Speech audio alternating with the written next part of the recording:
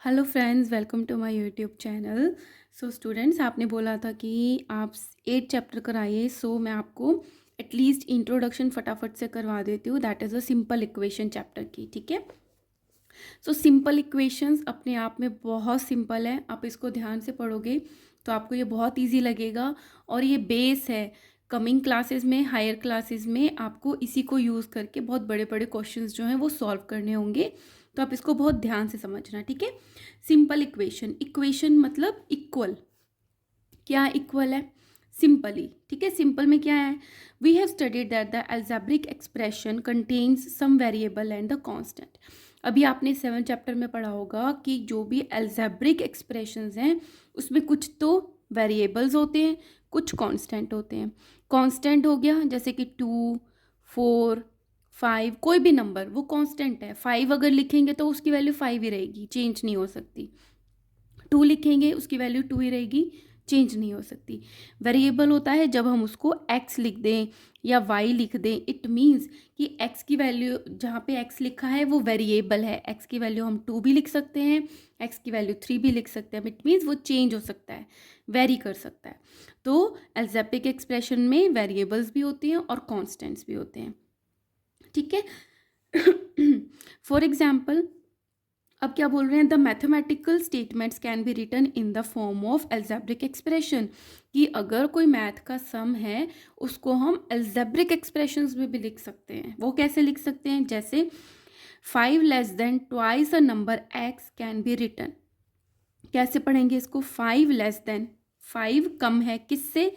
Twice a number x। x का twice, twice मतलब 2 times, मतलब मल्टीप्लाई बाय 2।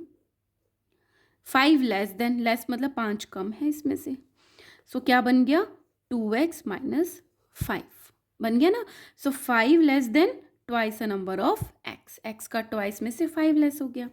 अब क्या है? 1/6 of a number x, x का 6th पार्ट, तो 6 अपॉन x अपॉन 6। ठीक है। x का 6th पार्ट हो गया।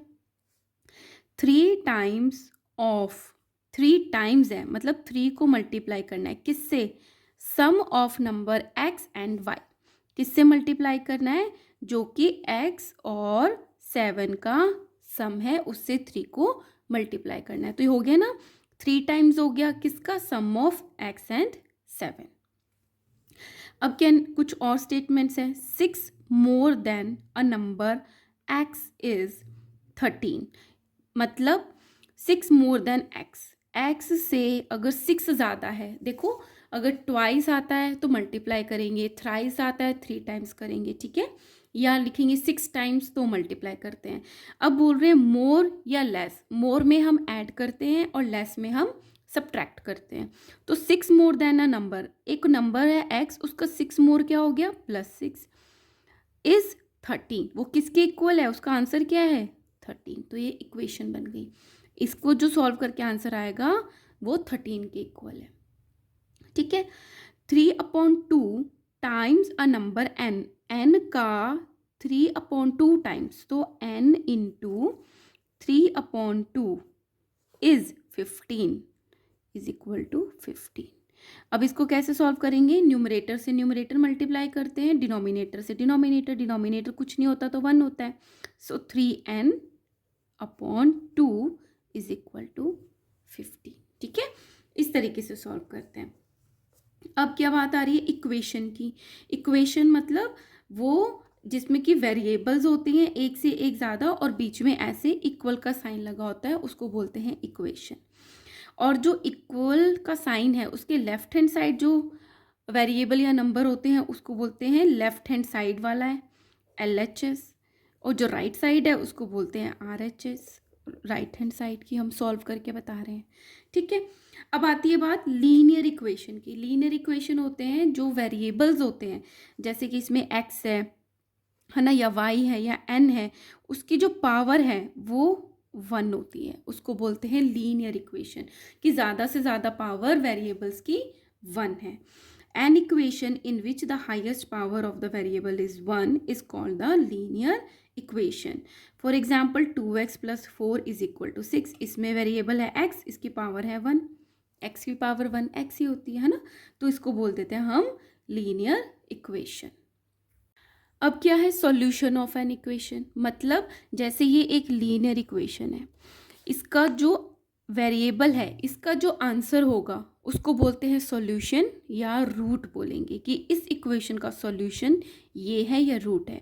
जैसे गिवन एग्जांपल में जो x की वैल्यू है वो बताया है इन्होंने कि 3 है, तो इसमें 3 क्या हो गया, इस इक्वेशन का सॉल्यूशन और रूट। अब इसका मतलब क्या है, 4x + 6 = 18। 4x का क्या मतलब है कि 4 जो है वो x से मल्टीप्लाई हो रहा है, ठीक है। तो क्या हो गया, 4x क्या हो गया, 4 इंटू एक्स की वैल्यू है 3 + 6, ये LHS की बात हो रही है, तो 4 इंटू 3 = 12 + 6 क्या आ गया 18, ठीक है। सो आ गया आंसर हमारा 18, ठीक है। अब क्या है सॉल्विंग एन इक्वेशन। अब हम इस वेरिएबल का वैल्यू कैसे फाइंड करेंगे कि इस x की वैल्यू क्या फिल करें कि जो इक्वल में गिवन है वो हमारा आंसर आ जाए। तो सबसे पहले एक बहुत सिंपल सी चीज़ है, बहुत अलग अलग तरीक़ों से हम इसको कर सकते हैं। तो पहले बहुत सिंपल तरीके से आपको बता रही हूँ। तो इसमें क्या करते हैं, hit and trial. Hit and trial में क्या करते हैं कि 0 से लेकर नंबर भरना शुरू करते हैं लेफ्ट हैंड साइड में, और फिर देखते हैं कि क्या वो राइट हैंड साइड के इक्वल आ रहा है। तो जैसे ये गिवन एग्जांपल है, इक्वेशन है 2x + 3 = 15। मतलब ये जो लेफ्ट हैंड साइड है इसमें हम x की वैल्यू पुट करेंगे और देखेंगे कि कब वैल्यू पुट करके, कौन सी वैल्यू पुट करके इसको सॉल्व करके आंसर 15 आएगा। सो LHS ले लिया यहाँ पे।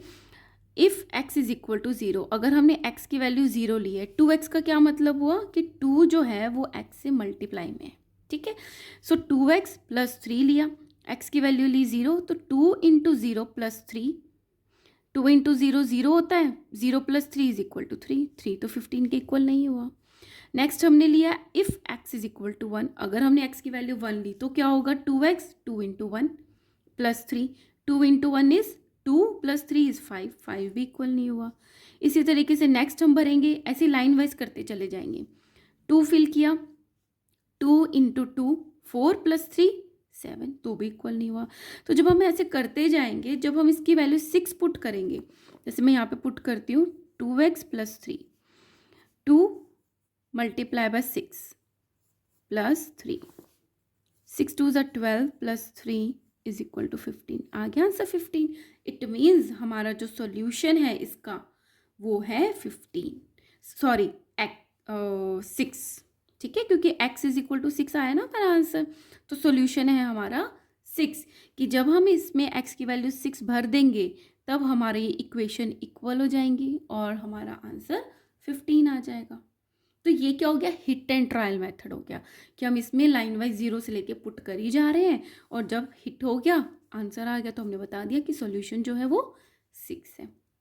इसी तरीके से एक और एग्जाम्पल है, ठीक है।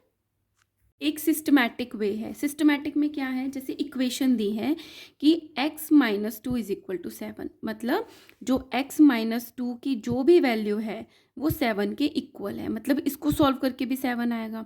तो अगर हम इस तरीके से पलड़े में दोनों को रख दें, ये इक्वल है ना, इसका वेट इक्वल है, ठीक है। तो अगर इसमें हम 2 ऐड कर दें, 2 kg ऐड कर दें इधर भी और इधर भी, वैल्यू तो सेम रहेगी, तो भी ये इक्वेशन इक्वल ही रहेगी ना, पलड़ा तो बराबर रहेगा। तो लेफ्ट हैंड साइड और राइट हैंड साइड अगर हम सेम नंबर ऐड करते हैं तो भी ये इक्वेशन सेम रहती है। सिमिलरली अगर इसमें से हमने 5 kg माइनस कर दिया और इधर से भी 5 kg निकाल दिया तो भी तो ये पलड़ा इक्वल रहेगा। तो इस तरीके से हम बोथ साइड माइनस करेंगे तो भी वो इक्वल रहेगा।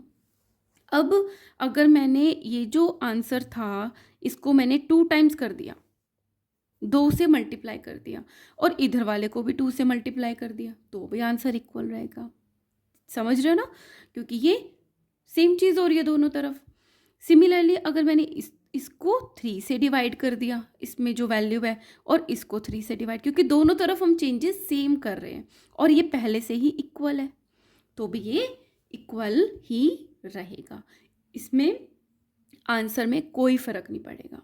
ये चीज़ समझ गए आप, इससे आपको आगे की जो चीज़ें हैं उसको सॉल्व करने में आसानी रहेगी। अब क्या है, वो कह रहे हैं कि सॉल्व करो ये इक्वेशन है x plus 6 is equal to 13। ये सॉल्व करो कि इसमें सॉल्यूशन क्या है, मतलब x की वैल्यू क्या है। अब मैं यहाँ पे सॉल्व करती हूँ। x plus 6 is equal to 13।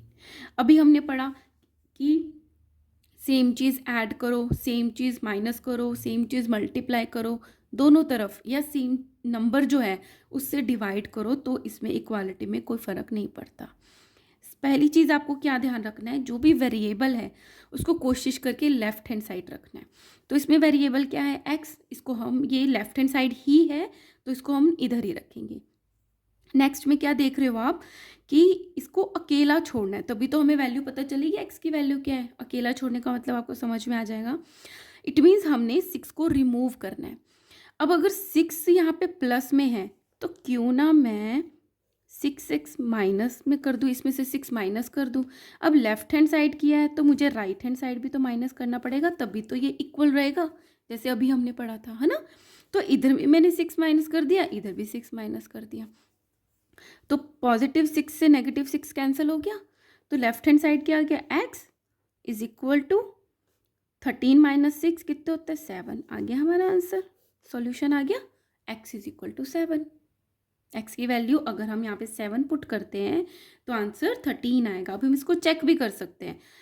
देखो x की वैल्यू 7 पुट करी प्लस 6, 7 प्लस 6 होता है 13, तो इट मीन्स हमारी जो सॉल्यूशन है वो करेक्ट है।